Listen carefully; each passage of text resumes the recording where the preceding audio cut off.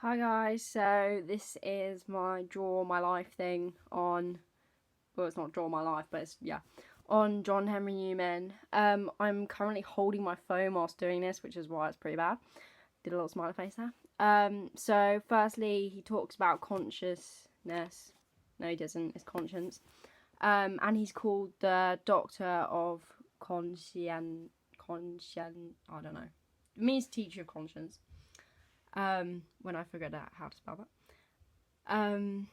And yeah, I'll just wait. I couldn't figure out how to speed this up, so just she went with it really. Now I put cool. Right. Okay, so then I was trying to figure out what to do next. So basically, the brain. So the conscience is in the brain, and obviously, and it's a messenger of God.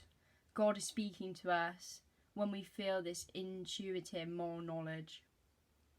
And this is when people make decisions. Sorry, I cut the camera up because I don't know how to do this. Okay, so next, I go on to talk about divine law for the Christians, and they believe that this is when a person follows their conscience. So it's really important for Augustine and John Henry Newman that people listen to it. So Newman thought that it used to be a lawgiver and a judge, your conscience, but now it's changed. So it no longer implies the responsibility of the creature towards the creator, but complete independence. I'll photocopy my sheet if you want to have a look at it. So I just talk about Christians, and the conscience does not invent the truth, but it detects the truth. So God's the ultimate power and stuff. So the conscience is no more than the law of the mind.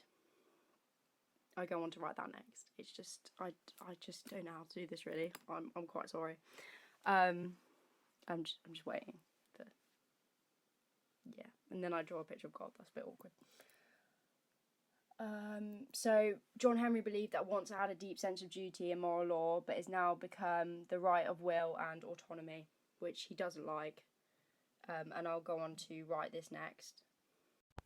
So basically, the law of the mind and the consciousness, emotions, whatever, is echoes from God's voice. So he's who we should listen to. Okay, so Newman thinks that consciousness has been decriminalized in modern times because once it had a deep sense of duty. And I talk about in the book, it has these three things which I think is important. So after I've written this. So this is why you need to speed up. I just don't know how to do that. I'm just gonna wait a bit, for it's becoming a long video. It's great. Who is that? I don't know. Okay, so consciousness. Okay, so the first one is the principle of reflection. The second one is self-love and benevolence, and the third one is basic drives. Okay, and then the quotes in the book really help. I'll find the page at the end. So basically, it's all saying that the existence of the soul carries our minds to a being exterior to ourselves, and that's why Henry Newman thinks that we should believe in God. So Newman saw duty as more than long-term self-interest or a useful aid to happiness of the greatest number. Okay, this on the board right now is the quotes that'll be in the book, but they're just good to learn. So for this reason, Newman argues from conscience to the existence of God. And I've just written at the bottom that Butler's, Newman's and Augustine's ideas on conscience are much less rational than Aquinas's and rely on a more intuitionist approach whereby people are able to sense or intuit what is right and wrong because God reveals this to them personally. Yeah, thanks for listening. And I miss my brother. I don't know why I put him in.